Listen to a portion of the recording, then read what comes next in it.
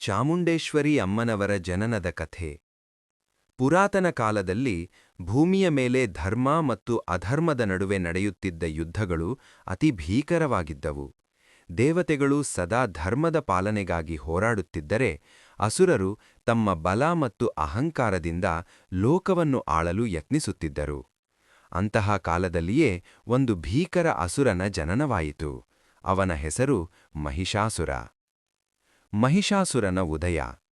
ಮಹಿಷಾಸುರನು ಅಸುರರ ಕುಲದಲ್ಲಿ ಜನಿಸಿದರೂ ಅವನ ಬಲ, ಬುದ್ಧಿ ಮತ್ತು ಮಾಯಾಶಕ್ತಿ ಇತರರಿಗಿಂತ ಭಿನ್ನವಾಗಿತ್ತು.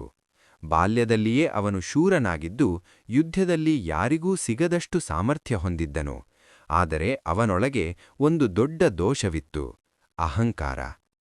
ಒಂದು ದಿನ ಅವನು ಯೋಚಿಸಿದನು, ನಾನು ಲೋಕದಲ್ಲೇ ಶಕ್ತಿಶಾಲಿಯಾಗಬೇಕು, ಯಾರೂ ನನ್ನನ್ನು ಸೋಲಿಸಲು ಆಗಬಾರದು. ಹೀಗೆ ನಿರ್ಧರಿಸಿ ಅವನು ಕಠಿಣ ತಪಸ್ಸು ಮಾಡಲು ಹಿಮಾಲಯಕ್ಕೆ ಹೋದನು. ವರ್ಷಗಳ ಕಾಲ ಅವನು ತಪಸ್ಸಿನಲ್ಲಿ ಲೀನನಾಗಿ ತಾನು ದೇಹವನ್ನೇ ಮರೆಯುವಷ್ಟು ಏಕಾಗ್ರತೆಯಿಂದ ಬ್ರಹ್ಮನನ್ನು ಆರಾಧಿಸಿದನು. ಕೊನೆಗೆ ಅವನ ತಪಸ್ಸಿಗೆ ತೃಪ್ತನಾದ ಬ್ರಹ್ಮನು ಅವನ ಮುಂದೆ ಪ್ರತ್ಯಕ್ಷನಾದನು. ಮಹಿಷಾಸುರ, ನಿನ್ನ ತಪಸ್ಸು ನನಗೆ ತೃಪ್ತಿ ತಂದಿದೆ, ಏನು ಬೇಕು ಹೇಳು ಎಂದು ಬ್ರಹ್ಮನು ಹೇಳಿದರು. ಮಹಿಷಾಸುರನು ಚಾತುರ್ಯದಿಂದ ಹೇಳಿದನು, ಪ್ರಭು, ಯಾರೂ ನನ್ನನ್ನು ಕೊಲ್ಲಬಾರದು. ದೇವರು, ಮಾನವರು ಅಥವಾ ಅಸುರರು ಯಾರಿಂದಲೂ ನನಗೆ ಮರಣ ಬಾರದಿರಲಿ. ಬ್ರಹ್ಮನು ಕ್ಷಣಕಾಲ ಯೋಚಿಸಿ ಉತ್ತರಿಸಿದನು, ಅದು ಸಾಧ್ಯವಿಲ್ಲ.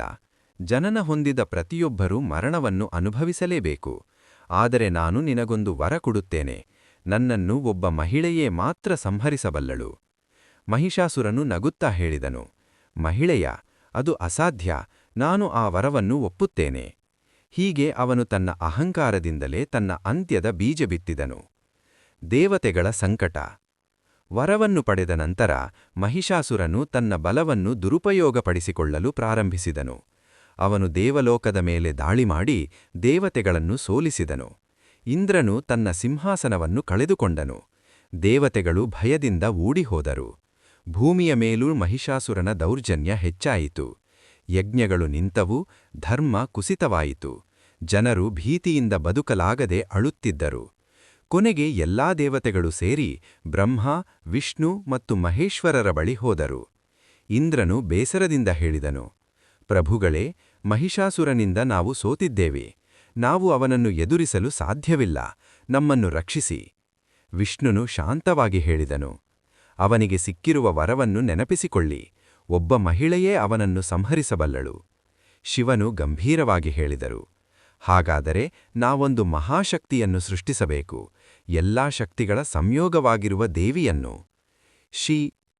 ಚಾಮುಂಡೇಶ್ವರಿ ದೇವಿಯ ಜನನ. ಅದೇ ಕ್ಷಣದಲ್ಲಿ ಬ್ರಹ್ಮ, ವಿಷ್ಣು, ಶಿವ ಮತ್ತು ಎಲ್ಲಾ ದೇವತೆಗಳ ದೇಹದಿಂದ ಒಂದು ದಿವ್ಯ ಪ್ರಕಾಶ ಹೊರಹೊಮ್ಮಿತು. ಆ ಬೆಳಕು ನಿಧಾನವಾಗಿ ಒಂದಾಗಿ ಸೇರಿ ಒಂದು ಅದ್ಭುತ ರೂಪವನ್ನು ತಾಳಿತು. ಆ ರೂಪವೇ ಚಾಮುಂಡೇಶ್ವರಿಯಮ್ಮ. ಅವಳ ಕಣ್ಣುಗಳು ಸೂರ್ಯನಂತೆ ಪ್ರಕಾಶಿಸುತ್ತಿದ್ದವು, ಮುಖ ಚಂದ್ರನಂತೆ ಮೃದು, ಆದರೆ ಅವಳೊಳಗಿನ ಶಕ್ತಿ ಅಗ್ನಿಯಂತೆ ಪ್ರಬಲವಾಗಿತ್ತು. ದೇವತೆಗಳು ಸಂತೋಷದಿಂದ ಹೇಳಿದರು, ಅಮ್ಮನೇ, ನೀನೇ ನಮ್ಮ ರಕ್ಷಕಿ. ಅವರು ತಮ್ಮ ತಮ್ಮ ಆಯುಧಗಳನ್ನು ದೇವಿಗೆ ಅರ್ಪಿಸಿದರು.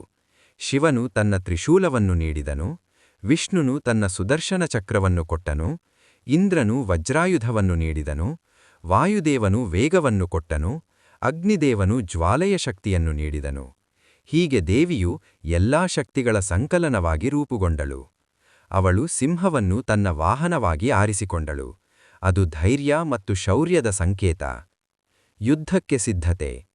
ದೇವಿ ಗಂಭೀರವಾಗಿ ಘೋಷಿಸಿದಳು, ಮಹಿಷಾಸುರನ ಅಹಂಕಾರವನ್ನು ನಾನು ನಾಶ ಮಾಡುತ್ತೇನೆ. ಅವಳು ಸಿಂಹದ ಮೇಲೆ ಕುಳಿತು ಯುದ್ಧಭೂಮಿಗೆ ಹೊರಟಳು. ಅವಳ ಆಗಮನದಿಂದಲೇ ಭೂಮಿ ಕಂಪಿಸಿತು. ಆಕಾಶದಲ್ಲಿ ದಿವ್ಯ ನಾದಗಳು ಕೇಳಿಬಂದವು. ಮಹಿಷಾಸುರನು ದೇವಿಯ ಆಗಮನವನ್ನು ತಿಳಿದು ತನ್ನ ಸೇನೆಯೊಂದಿಗೆ ಹೊರಬಂದನು. ಅವನು ದೇವಿಯನ್ನು ನೋಡಿ ನಗುತ್ತಾ ಹೇಳಿದನು, ಓ ಸುಂದರಿ, ನೀನು ನನ್ನನ್ನು ಎದುರಿಸಲು ಬಂದೆಯಾ? ಹಿಂದಿರುಗು, ಇಲ್ಲವಾದರೆ ನಿನಗೆ ಅಪಾಯ. ದೇವಿ ಶಾಂತವಾಗಿ ಉತ್ತರಿಸಿದಳು, ನಿನ್ನ ಅಹಂಕಾರವೇ ನಿನ್ನ ನಾಶಕ್ಕೆ ಕಾರಣವಾಗುತ್ತದೆ ಮಹಿಷಾಸುರ. ಅದಾದ ನಂತರ ಭೀಕರ ಯುದ್ಧ ಆರಂಭವಾಯಿತು. ಅಸುರರ ಸೇನೆ ದೇವಿಯ ಮೇಲೆ ದಾಳಿ ಮಾಡಿತು. ಆದರೆ ದೇವಿಯ ಶಕ್ತಿ ಅಸಾಧಾರಣವಾಗಿತ್ತು. ಅವಳು ತನ್ನ ಆಯುಧಗಳಿಂದ ಅಸುರರನ್ನು ಒಂದೊಂದಾಗಿ ಸಂಹರಿಸುತ್ತಾ ಹೋದಳು. ಅವಳ ಸಿಂಹ ಗರ್ಜನೆ ಮಾಡಿ ಶತ್ರುಗಳನ್ನು ಭಯಭೀತರನ್ನಾಗಿಸಿತು. ಮಹಿಷಾಸುರನು ತನ್ನ ಮಾಯಾಶಕ್ತಿಯಿಂದ ವಿವಿಧ ರೂಪಗಳನ್ನು ತಾಳಿದನು. ಸಿಂಹ, ಆನೆ, ಕಾಡುಮೇಯ, ಮಹಿಷ.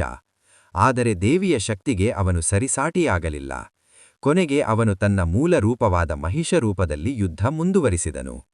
ಮಹಿಷಾಸುರ ಮರ್ದಿನಿ. ಮಹಿಷಾಸುರನ ಸಂಹಾರದ ನಂತರ ದೇವತೆಗಳು ಸಂತೋಷದಿಂದ ದೇವಿಯನ್ನು ಸ್ತುತಿಸಿದರು.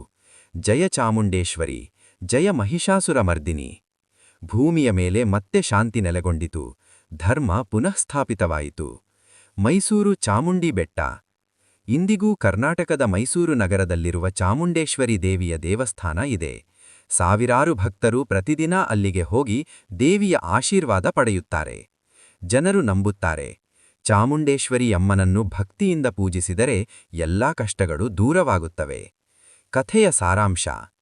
ಈ ಕಥೆ ನಮಗೆ ಒಂದು ಮಹತ್ವದ ಸಂದೇಶ ನೀಡುತ್ತದೆ. ಅಹಂಕಾರ ಯಾವಾಗಲೂ ನಾಶವಾಗುತ್ತದೆ. ಧರ್ಮ ಯಾವಾಗಲೂ ಗೆಲ್ಲುತ್ತದೆ.